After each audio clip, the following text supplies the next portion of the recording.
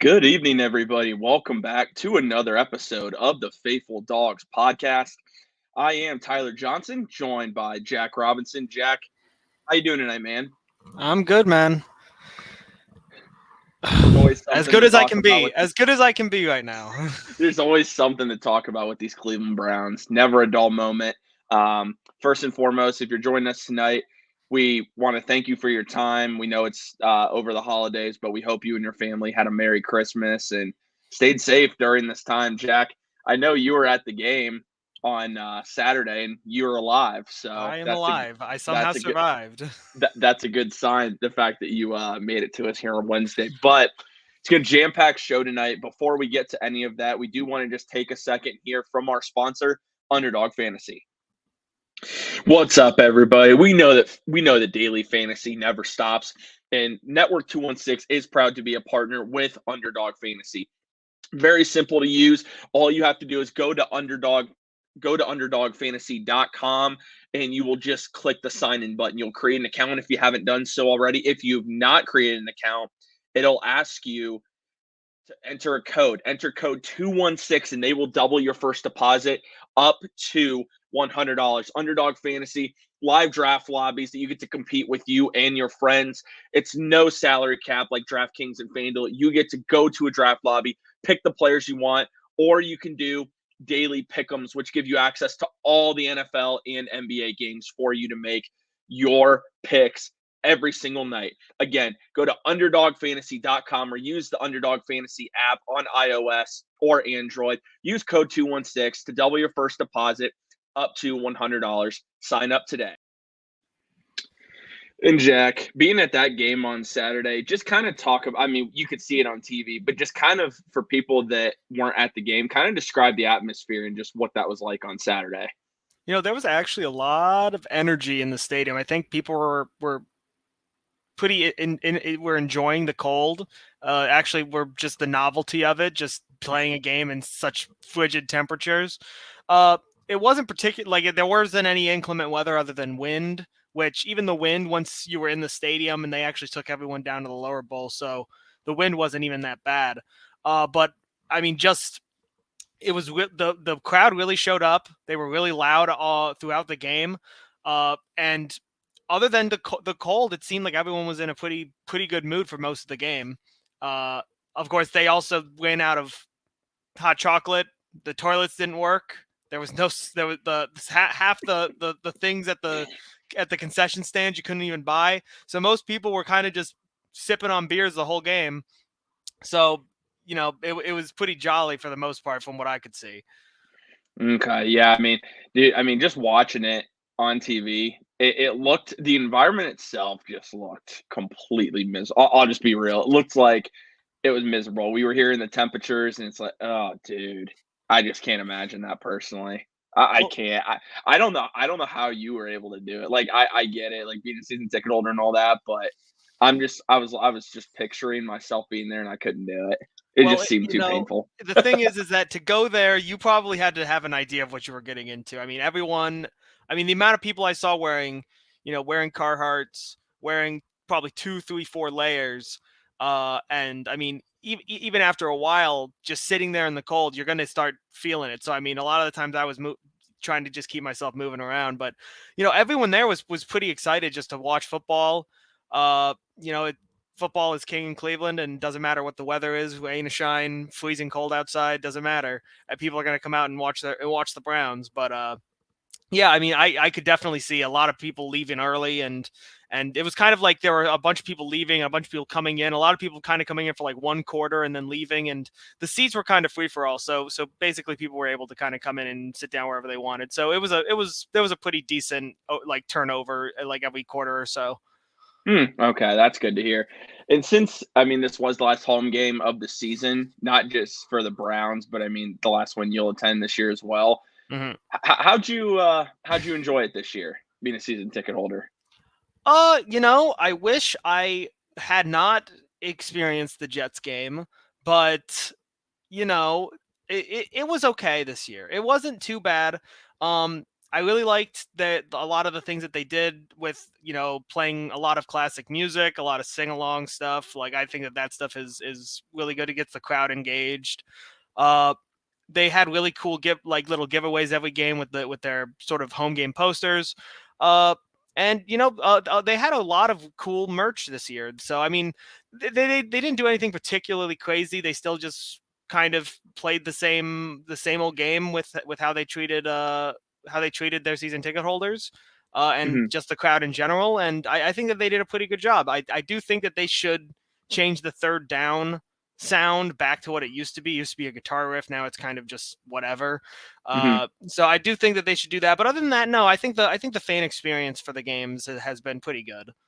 That's good to hear, man, because again, when you're in a tough season like this, and I mean the expectations that we had going into this year, and then the team doesn't perform, you always just kind of wonder what that home atmosphere is like. And I didn't have a chance to get to a game this year, so always love hearing that type of perspective. Josh, MC Lawrence, thank you guys for joining us. We always appreciate that.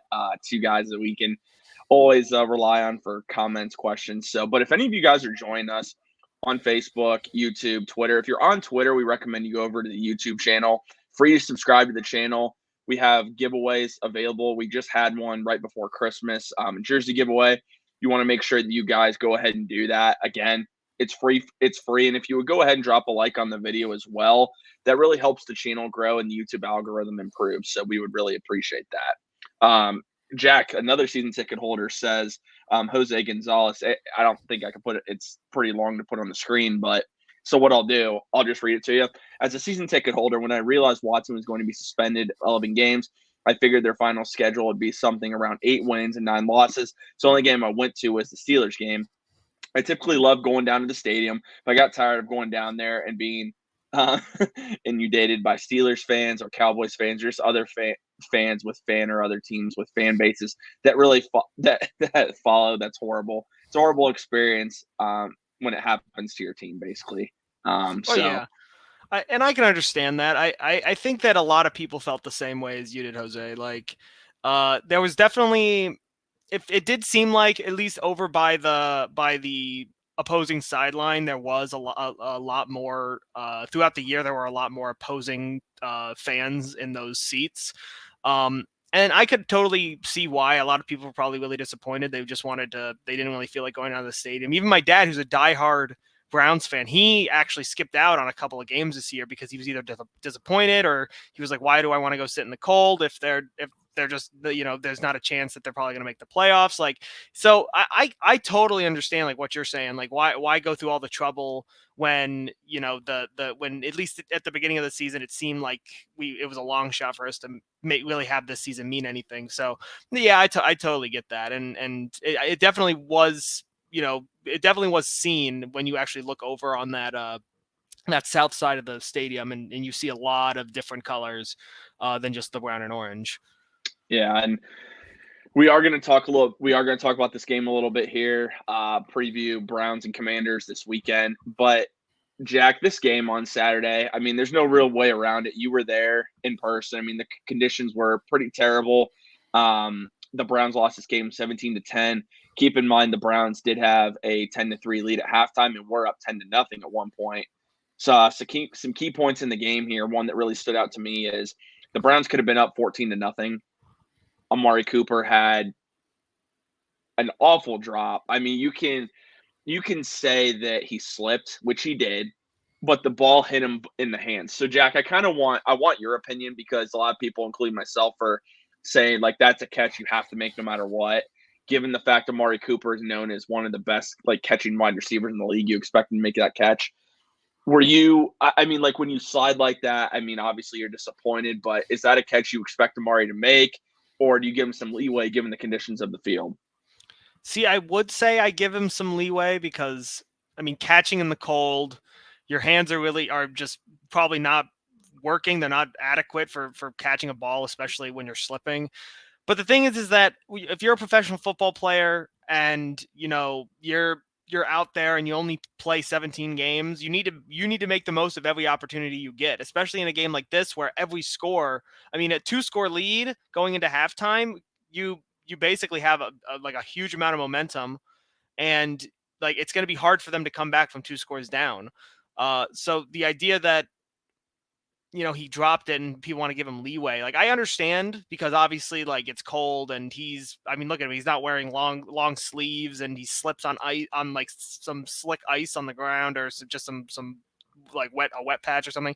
Like, yeah, obviously it's a difficult catch, but he needs to make it. He's getting paid what, $20 million, and this is a crucial game. Like, so every single play that has a chance for points, you need to capitalize on it. And so I can kind of give him some leeway, but I'm not going to completely say that, it's not his fault and it's no big deal, because it is a big deal. That's a touchdown that would have put us up 14-0. We would have gone into halftime. If it would have gone into halftime, if everything had just gone the same way, 14-3, and then, maybe then it's 14-10, and maybe then we have a chance, if they, after that, to maybe just keep going for field goals, or anything, because at this point every score mattered, so every point is important. So yeah, I'm not going to give him a pass completely for it. See, in this game, I think you can chalk it up to missed opportunities. Just many times in this game, Deshaun Watson, to me, I think he played really well. I do. That's just how I personally feel. A lot of talk going in is, oh, Deshaun can't play in cold weather and so on and so forth. He played well, and his receiving core let him down. David Njoku, obviously, one of the worst drops I've seen all year that he had. Donovan Peoples-Jones, it's a play. You know what I'm talking about, the corner of the end zone. The throw was as beautiful as it could be. You got to find a way to make that catch. I thought Watson played really well in this game. What were your thoughts? You saw it in person. What were your thoughts on Deshaun Watson? I thought that Deshaun played really well, considering the conditions. There were some passes he threw that you could easily see the wind affecting it, like that one pass, second and I think it was 2nd and 10 or something. Mm-hmm. That little dump pass to Njoku, and like that thing, I don't know how he caught it. I don't know how Njoku caught it, because it was behind him, it was wobbling. That was a really great catch, and that's what set up the run right here, because it went to the end of the quarter, and then, like, I think the next play he ran it in.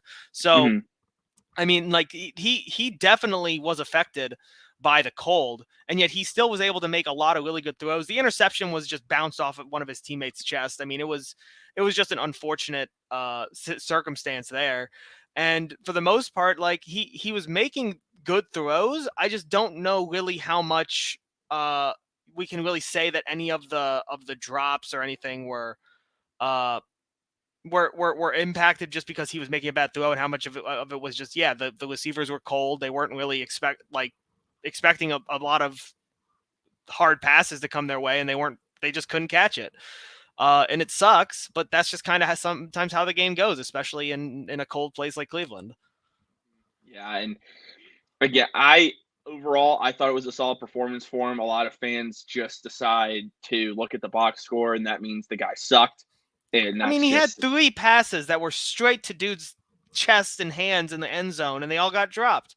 It was almost like in I'm trying to remember what game it was, but it's when Jacoby threw like 2 passes to the end zone and they both got dropped. And it's like, how can you blame any of that on Jacoby when he did his job? He got the guys in position to score, he gave them the ball, and they didn't capitalize. And that happened 3 times in this game.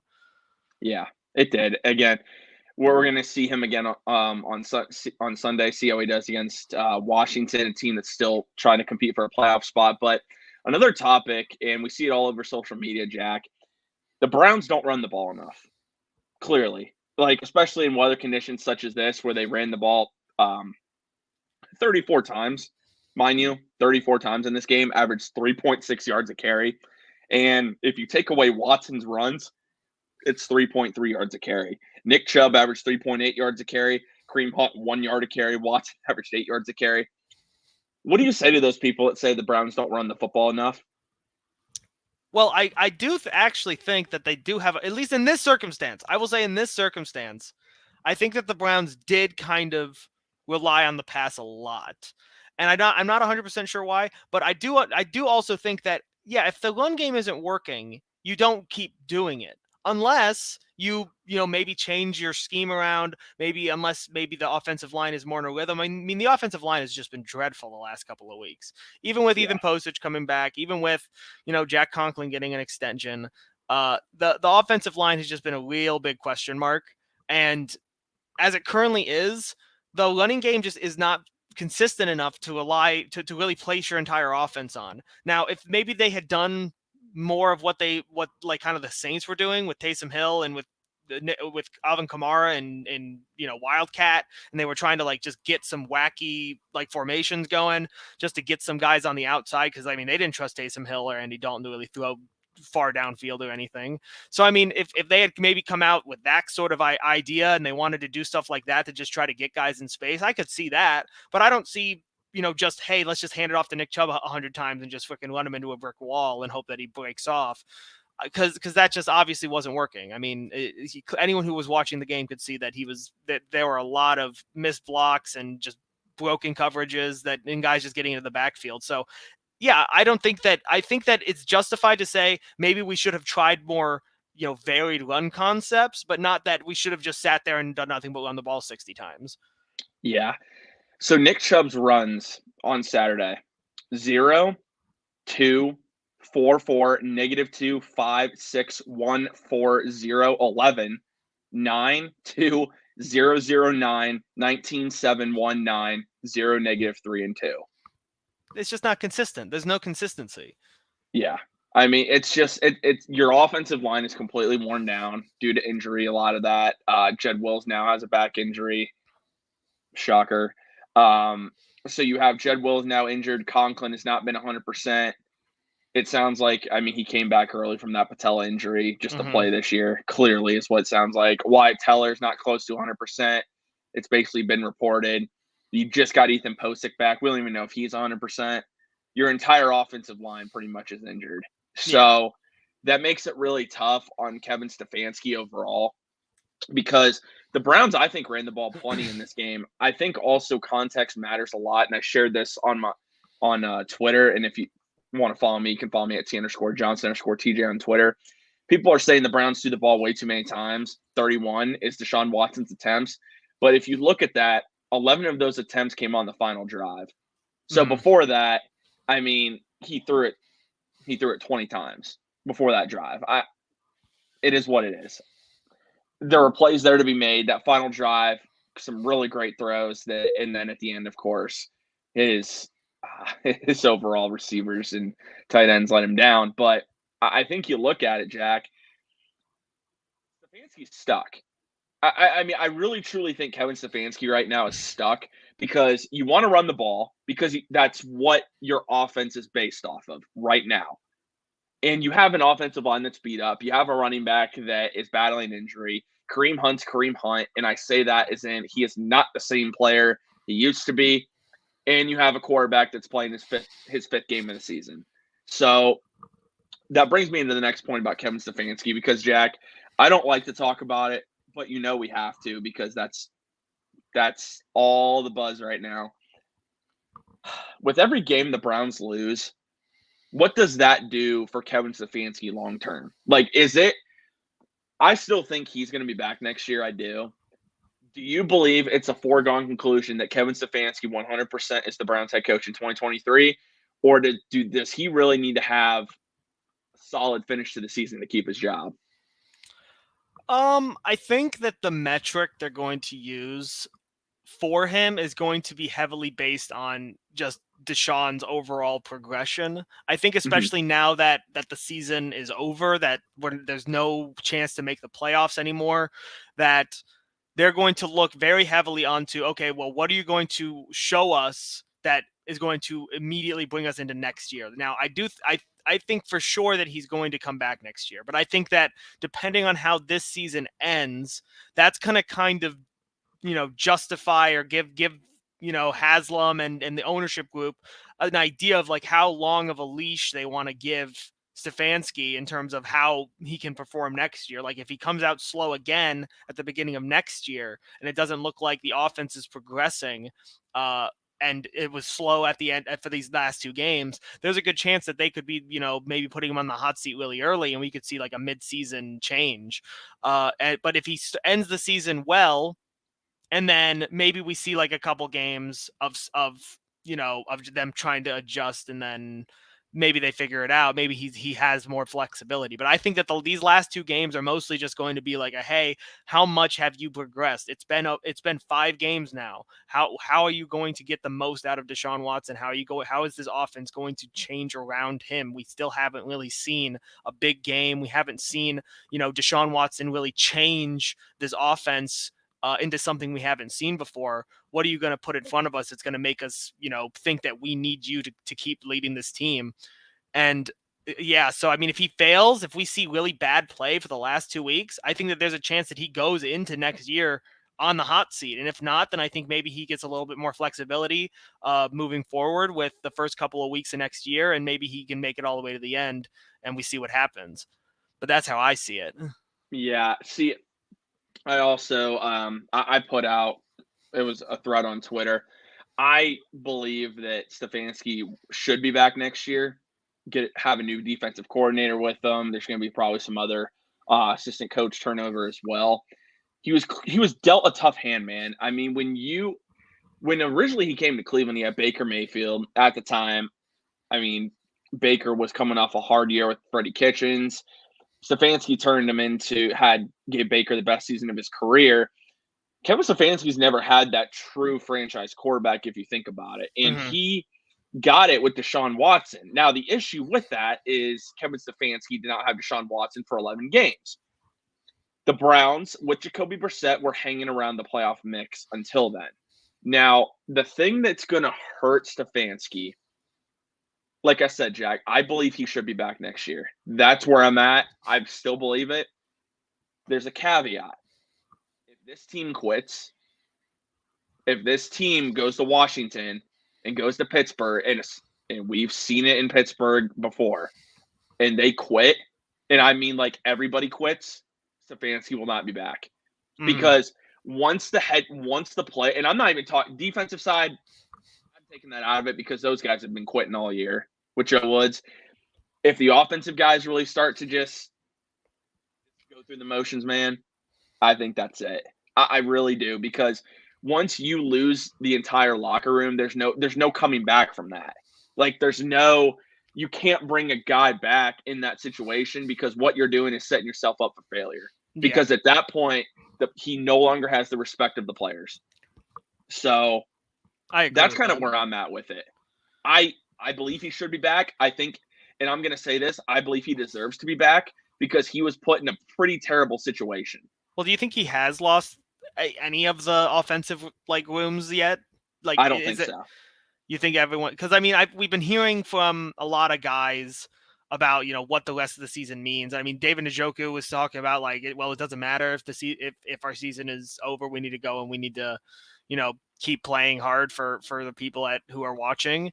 And Nick Chubb, he said very much similar things. So I mean, there's obviously a lot of guys on this team that care, and I'm hoping that those are the guys that are keeping everybody focused on the task at hand, and just hey, we need to go out there and we need to win. We need to keep trying our best to win these games, because it doesn't matter if we're out of it, because it's not about making the playoffs at this point. It's about keep getting some momentum and going into the next season, so that way we have an understanding of who we are and what our identity is, and what we can bring to the table every single game. So I hope that is what keeps going, but I can definitely see that if all of a sudden either guys just stop seeing what Stefanski's saying, they're not really a fan of the way that he coaches the team, that they could easily start, a bunch of guys could start giving up.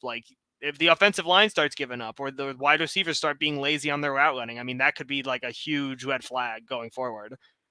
Yeah, exactly. And Greg Newsome also said today that you're going to see who the true competitors are. When you're not playing for a playoff spot, you see the guys out there flying around, giving it their all. Those are the guys that you want to be around. Yeah. So I am curious these last 2 games, because I think it's going to tell a lot. It's going to show. I believe Stefanski does have the locker room. I do. I think, but we're going to have to see it in these last 2 games. because that's when it could really go off the rails. And that's another thing about Stefanski we have to bring up. So, Jack, some news came out, and you've seen it. I mean, we've all seen it at this point. Myles Garrett was benched for the first series. He also was fined by the team. Kevin Stefanski did not go into why, but it was reported Myles Garrett did not. Basically, what he did is he was sick but didn't call in sick. He didn't let the team know that he was sick or whatnot. So he was fined and suspended. Well, not suspended, basically benched for the first drive. And Kevin Stefanski, and basically it sounds like that is a violation of team rules. Mm-hmm. So the fan base is divided on this, whether that's right or wrong. It's Myles Garrett versus Kevin Stefanski. Some people are saying, well, that's your captain. That's arguably the best player in defense. There's no reason you should have benched him whatsoever or really fined him, whatever the case may be. There's also people like myself that says he is a player. He has the same rules as everybody else. And you know what? It was one drive, didn't cost us any points. It is what it is. What are your thoughts on that whole situation? So just to clarify, so he just took a day off and was sick, but he didn't call in to say, "Hey, I need to take the day off because I'm sick." Is that what happened? He basically, like, he was sick, but he didn't apparently report it like to the team right away. I'm gonna try and see if I can find the direct quote here. Let me see. Like, I'm just trying to make sure that I'm not misunderstanding. Because I had heard it, but I didn't really understand if it was like he was sick, so he stayed home, and then he didn't like alert them early enough, or he came in and he was sick and he didn't tell them beforehand that he might have an illness or something. Like I'm just not 100% sure. But either way, it doesn't really matter. Like the specifics. It was mostly just me wondering. But like I think that it 100% is a justified move.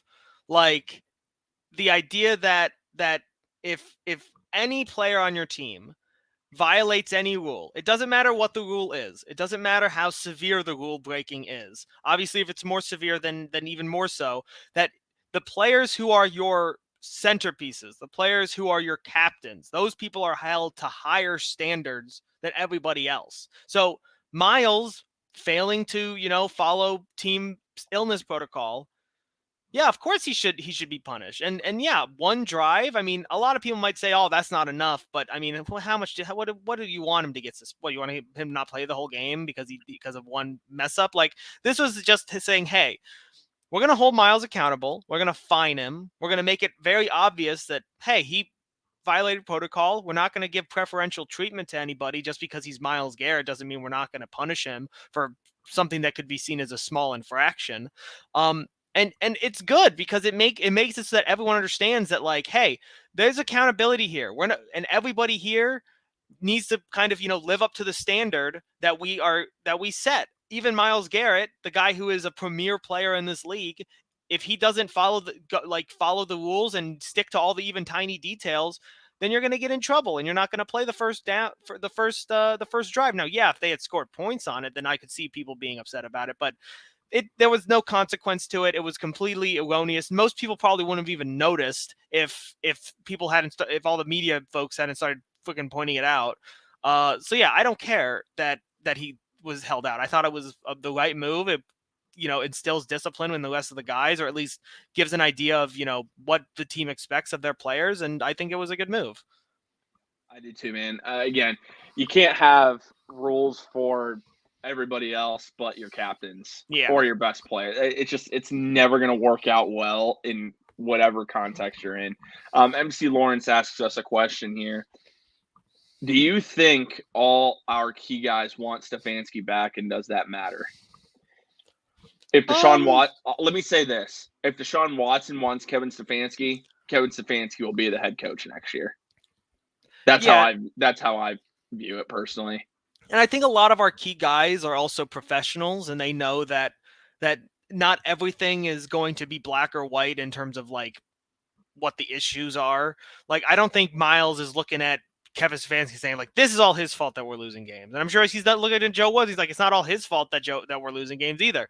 But I also think that as it comes down to it, like these guys are going to, do their jobs, understand that the people who are leading them are doing what's best for them. And I don't think that it's not like they're gonna mutiny or anything. I think that they're gonna be behind their guys unless something, substantial happens, unless we have like a situation like Nathaniel Hackett where he's just completely incompetent. Mhm. So yeah, I think that all of our key guys are definitely want, continuity, and they don't want to have to restart again. Especially, I mean, you look at Nick Chubb and Miles and all these guys who have seen too many head coaches in their tenure with the Browns. I'm sure that they'd rather have it work out with Kevin than have to restart and, find a new guy that can somehow fix all of our problems. I think that a lot of them see what Kevin does. They saw what he did in 2020, and they know that he's competent, and they know that if now that Deshaun's here, there's a lot of things that will probably slowly fall into place that before were just kind of, fleeting. So I think that they're all pretty confident in Kevin, and I think that obviously, we see a lot of talk in the background about it, but I think that everybody is confident in Kevin. Everyone Yeah. else, I don't know, I can't speak on, but Mhm. Kevin, I think that people at least have some modicum of confidence in. Yeah. I would agree with that. Again, how they finish the season is going to tell a lot about the character of this team.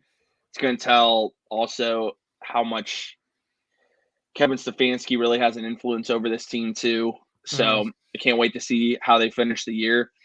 Jack, Christmas just ended. I mean, which is kind of hard to believe. I mean, the fact that one, Christmas was already here and came and went. But I don't know about you, man, but I got some really nice gifts for Christmas. Obviously, I got this microphone, but one of the things I got probably 5 or 6 different items from Homage. And Yes, sir. dude, I can't tell you. I mean, I actually bought some sweatpants from Homage, most comfortable sweatpants I own. The sweatshirt, first and foremost, all sweatshirts from Homage are more comfortable than shirts. I don't think you could have, if you got a family member Homage, you couldn't have gone wrong this year. So, I Absolutely mean, not. like, just talk I've about how never this world is actually on your tried. end, man. Well, like, so I mostly have a lot of shirts. I actually don't have any sweatpants. I might have to try to get out some sweatpants, but I mean, I know people who are fans of like all the sports teams in this city.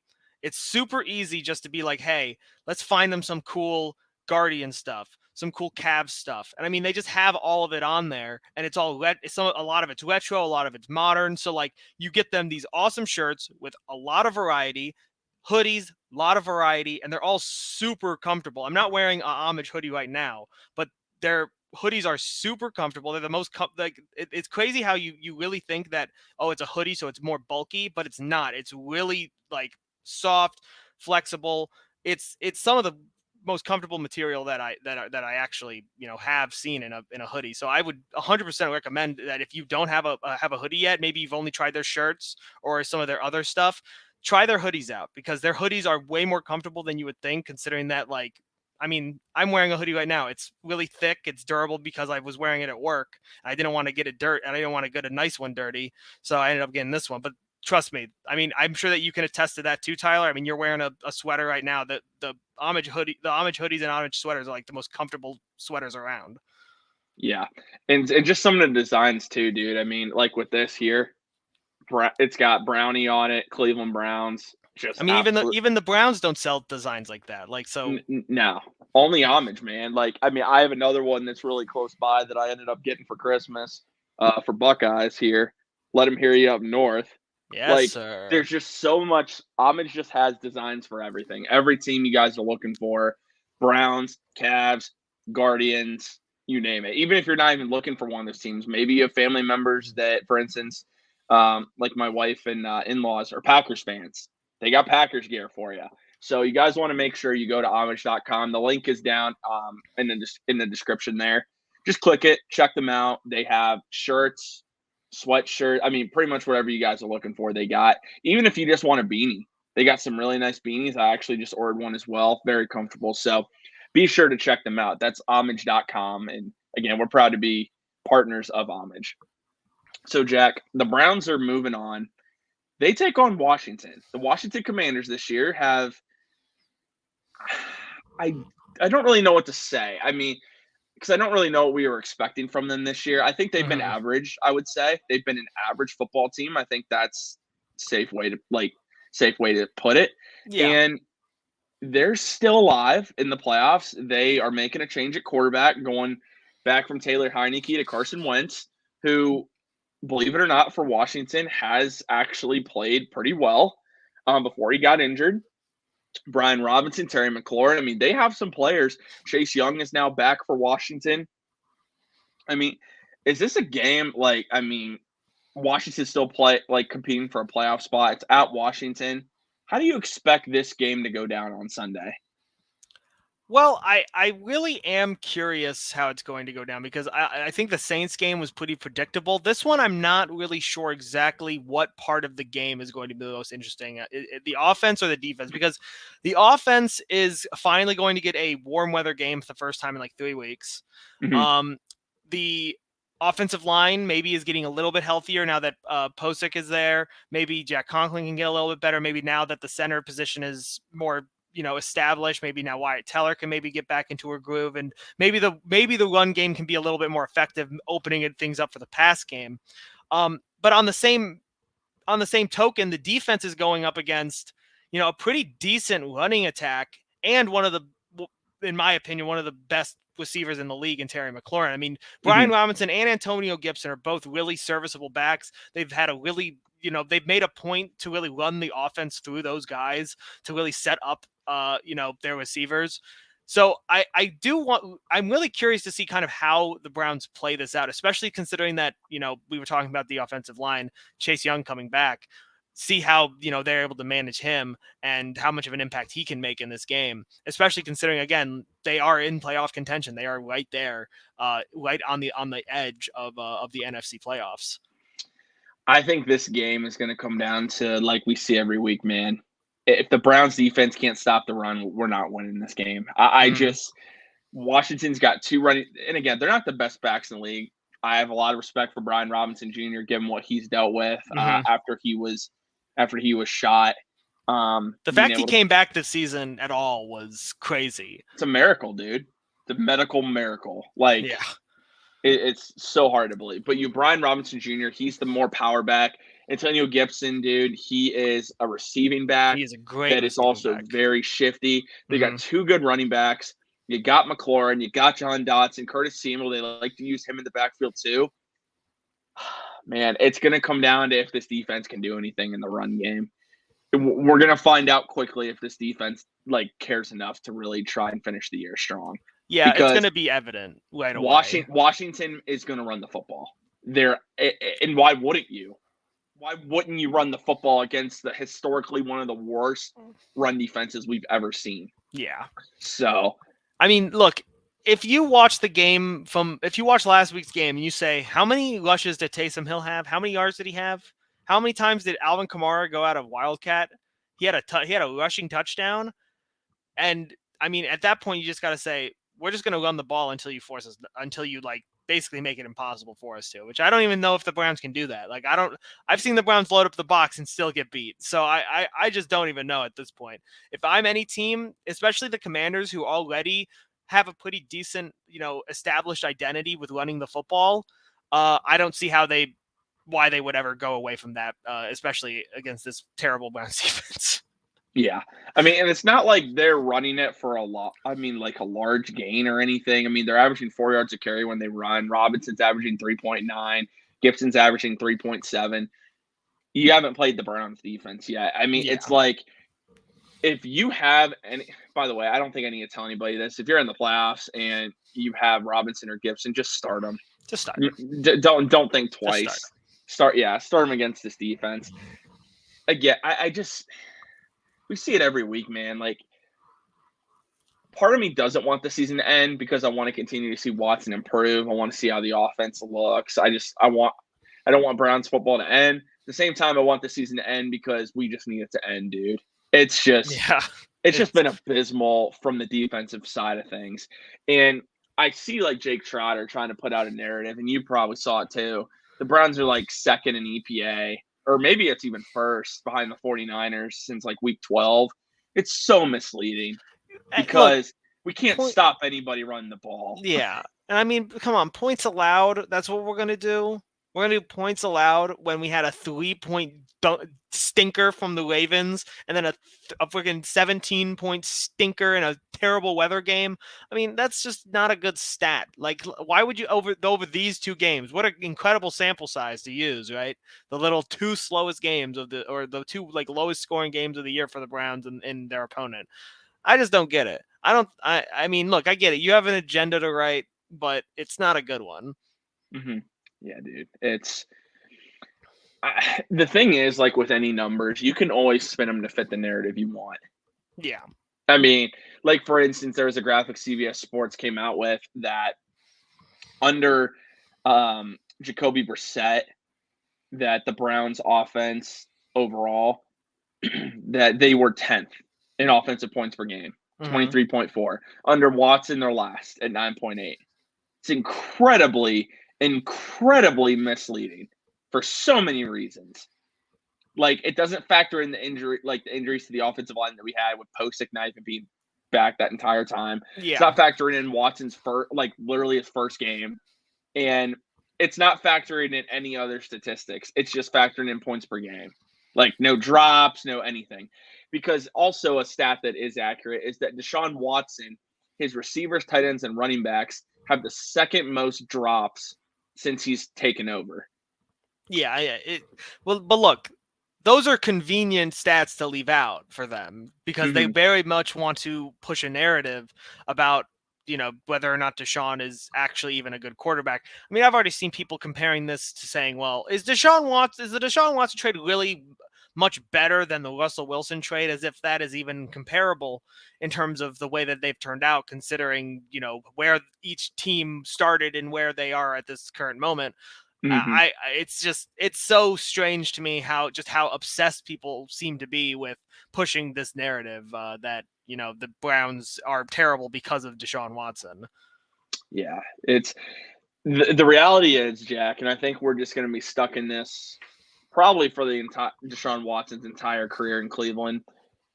If he doesn't have 4 touchdowns, 5 touchdowns, whatever it might be, nearly play a perfect game, they're always going to critique his performance. There's always going to be that group of people that's going to critique his performance. Yeah. It's just the way it is, because there's a large portion of people out there, and it's not. I'm not saying they're right, not saying they're wrong. They just want to see the guy fail. Oh yeah, And, and that's and that's and that's fair. just how Like it's I always get going to it. be. That's just how it's always going to be. So again, the media always is gonna just spin numbers however they want, in order to fit the narrative they want. Now, before we give our weekly pick'ems presented by Underdog Fantasy, Jack, what do you want to see from the Browns as we are wrapping up the season? Like what as a fan, what do you want to see that'll give you some encouragement going into next season? I want to see the offensive line really get back to form, because I think that is really the big thing that kind of marries this offense in terms of its run game and its pass game together. Because if you have that offensive line really kind of unify back to the group that we saw last year and even in 2020, where they were really efficient, they gave a barely any pressures, barely any sacks, and their run block grade was just at the top almost every single week. Um, the I feel like this offense just can bloom just so quickly, because if you have that run game that can do what we all know that it can do, Nick Chubb was at one point the rushing leader for a couple of weeks there, and then you add that on with the fact that if you give more time to Deshaun Watson, he can use his legs, he can find guys downfield, and he can really push the ball into pockets that we haven't really seen in a long time here in Cleveland at the quarterback position. If you have those two things together and they're both connected to how good the offensive line is, everything will just click, and we'll quickly see like a huge shift in how efficient this offense can be. Yeah, for me, I'd love to see the offensive line improve. I don't know how much we're going to see that, just again Yeah. due to the circumstances, the injuries. I For me, what I want to see, dude, I want to see Deshaun Watson just continue to improve. Hmm. I want to see him have a 3 touchdown game to end the year. I would love And, to. Yeah, I would and, love he, to see that. and easily, I'm not just saying this. He could have had it last week. He could have had it last week. And what really makes I'm going back real quick to last week's game. The thing that really makes this like hard that we lost, everything the Browns needed to go right to stay alive in the playoff chase Yeah, went right for them. Yeah. And they just didn't win. So I got to see Deshaun Watson just to continue to improve, which I think he will. I really want to see the leaders of this team perform well. I want to see again. We give him a lot of crap all year. Denzel Ward has really turned it on these last couple weeks, and Denzel Ward's looked like the guy that we paid all that money for. So I want to see Denzel finish strong. I want to see Miles finish strong. Nick Chubb. I think something that stood out to me from a leadership perspective. Nick Chubb, Myles Garrett are finishing the year. There was and a lot of people might be like, well, yeah. There was talk that maybe some players were going to look to shut it down. I mean, now you're at the playoffs. Some guys that are banged up a little bit, not playing anymore. All your leaders, they're playing, man. And I think that says a lot about their character, and it just shows how much that they care, for their teammates, going out there for their teammates. So I see a lot of people who are actually upset that the Browns are playing their all their starters and key players. Like Nick Chubb. And I mean, I see a bunch of people saying, "Oh, well, they should let the rookies play. They should let the rookies get some experience." And I mean, I understand that, that idea of, hey, why, if we're not going to get to the playoffs, why even risk these guys? Why not give these guys that maybe don't get a lot of play time, give them an opportunity to get a lot of game time, get their legs out under them, really see what they have. And I'm sure that was a thought, but I think that at this point in this junction, I think it's really important that this team comes out there and puts their best foot forward, and really shows that everyone here is dedicated to winning and dedicated to playing the best football that they can. And you can't do that if you sit your best guys. So yeah, I respect them for a lot of these guys for continuing to play, even though, I mean, especially guys like Nick Chubb and Miles, they have their money locked up, so they could sit and not really feel any burden at all. Well, yeah, I mean, even like Wyatt Teller, for instance, Yeah, that dude's been hurt ever since he came back. Still out there playing, man. Still out there. I mean, personally, I admire that. Regardless if these are guys that are playing well, it goes a long way with me if you're still you're out of the playoffs, but you're still playing. Yeah. So I really like to see that. Marty Cooper technically could be sitting out. I mean, the dude's battling a hip injury that he's clearly not 100% with. So it's encouraging. I want to see how they finish the season. I think overall, I want to see how Kevin calls plays to end the year. There's a large portion of the fan base, Jack, that wants him back but doesn't want him calling plays. And my response to that is, I'm against that idea from the standpoint of, you hired Kevin Stefanski. I mean, yes, you hired him to be the head coach, to oversee the team. But a big reason Kevin Stefanski got the job is his play calling. So if you don't want him doing that, to me, and I'm not saying he's Hugh Jackson, it's reminding me of that situation all over again when they took away the play calling. When you take away the play calling from Stefanski, why are we keeping, what's the reason for keeping him at that point? That's the way I look at it personally. Unless Stefanski himself believes it's best for the team if he gives up the play calling. Yeah. Not that Jimmy Haslam is suggesting to give up the play calling. That's my problem, man. Because I don't know how you feel about that, but if you hire a guy for his play calling and then you are basically saying he shouldn't call plays anymore, why are you keeping him as your head coach at that point? How often do we see in the NFL where a guy who's the play caller, that's his job to call the plays, even as a head coach, doesn't call plays anymore and the team's successful? Yeah, it's definitely I mean, I'm sure that there's a stat there, how many teams have won immediately after they change signal callers. But I don't have the stat right here. I could probably look it up if after the show. But I don't think that that's the end all be all. Oh, this will solve all our problems. I mean, I think it's a lot more fundamental, and I think the thing is that even if they change play calling, I mean, Alex Van Pelt helps to call the plays anyways. So just saying, okay, well, we're just going to give Alex Van Pelt full, autonomy on calling plays. You'd see a lot of the plays drawn up and called the exact same. It would be basically the same offense. So I think a lot of people are just, hoping that it's a simple fix. Oh, you just give the play calling to Alex Van Pelt, and then all of a sudden maybe all the problems go away and the play calling is way better. But that's just not how it would work. Like it's not like Kevin has his own playbook and Alex Van Pelt has a secret playbook that he just doesn't use. Like it's all the same. So the idea that just getting rid of Kevin, or not getting rid of Kevin, but having him hand over the reins of the offense over to Alex Van Pelt full time would change a lot, is just, in my opinion, just not very well, founded in anything realistic. Well, yeah, and a lot of people just think that Alex Van Pelt doesn't do anything. Stefanski and Van Pelt come up with the play calling for the Yeah. week. Like it's not just Stefanski's the one calling them. They work together. It's not like Alex Van Pelt is just a guy who's just on the staff that isn't doing anything. And that's Exactly. why I mean I think it'll be a big one to watch in the offseason is if Van Pelt stays. Mm-hmm. I mean, that was talk last year too. If he gets an opportunity to call plays and it's not here, he might leave. I mean, rightfully so. If he wants the opportunity to call plays and eventually one day be a head coach, it's the step he's probably going to have to take. So, yeah, I agree with you. There's no reason for Kevin to give up the play calling. I really don't see it that way. Moving forward, again, how we end the season, maybe we'll get some insight into how the Browns feel about that.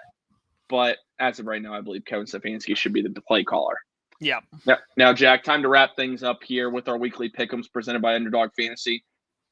Start off with the first one, Browns and Commanders, Sunday, 1 o'clock in Washington. Who ends up winning that game and what's the score? I think the Browns are going to pull it out. I think that they're going to get a lot. I know that this thing, again, it sounds like just nothing but like stupid optimism, but I do think that the Browns finally getting into some better weather. It's not going to be freezing freaking cold like it has been for the past couple of weeks. They're actually going to be able to play in a normal environment. I'm hoping that signals that maybe the run game is going to be a little bit more efficient, because maybe the pass game will be little bit more efficient. So I think the Browns are going to be the victors this week, 27-20. Okay. And last week, how did you end up doing with your picks? I went 1-3. It was awful. So you're 34-29-1. That is correct. Okay. Zach said that he went 2-2. I'll be real, I don't know his record. Like neither do I. Okay. That's not my job. Yeah, it's not mine either, dude. Like I write him out as you guys tell me, but he hasn't updated me in a while. So I don't know. I'm 44-19-1. I went 4-0 last week. Because I took the Saints, taking one for the team, even though I thought the Browns were going to win. Turns out that worked out. Yeah. Unlucky, but lucky at the same time. True. So Zach has the Browns 35, Washington 17. That would be a shock. That is a big shock. That would be crazy. The Browns scoring 35 points would be interesting. God, could you imagine Browns Twitter after that? Oh, God. Fire Kevin, though. Fire Kevin. Yeah, fire Kevin. We'll see what happens. 35 points. Yep. Get rid of him.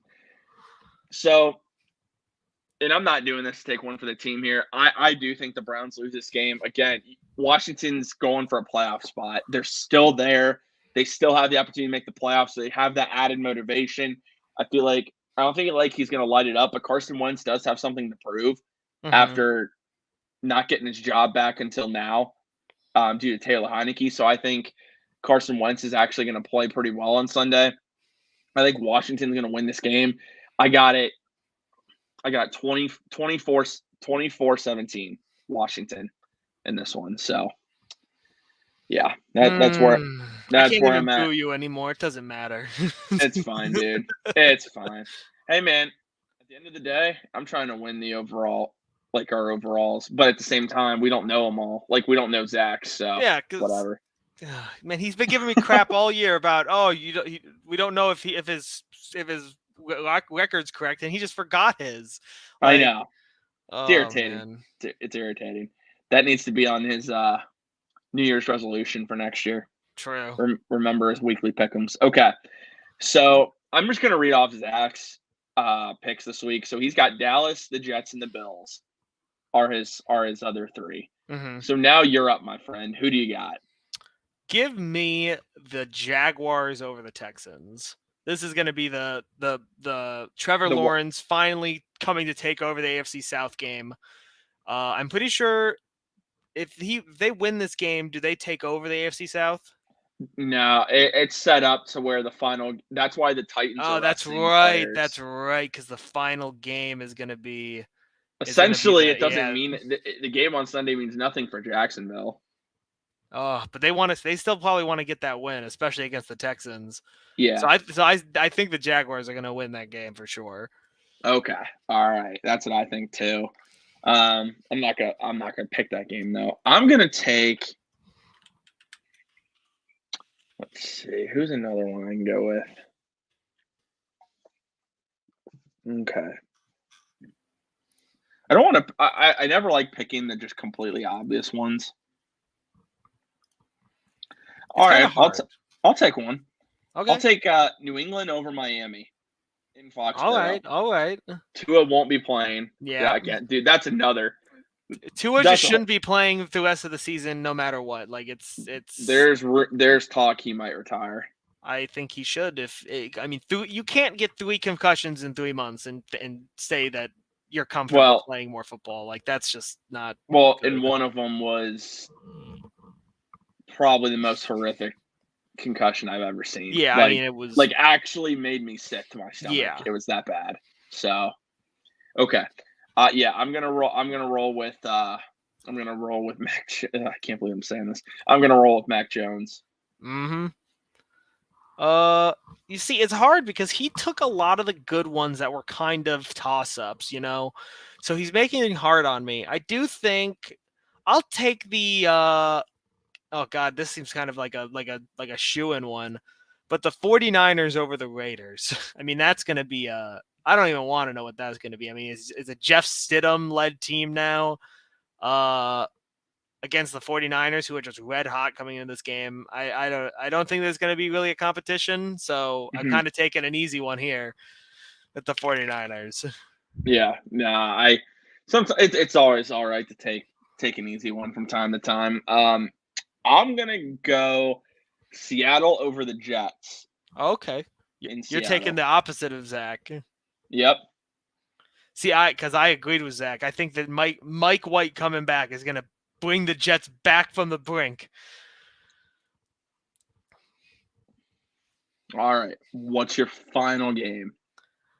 My final game, give me the Lions over the Bears. I kept considering that. I just couldn't pull the trigger. Look, man, I want the Lions to make the playoffs so bad.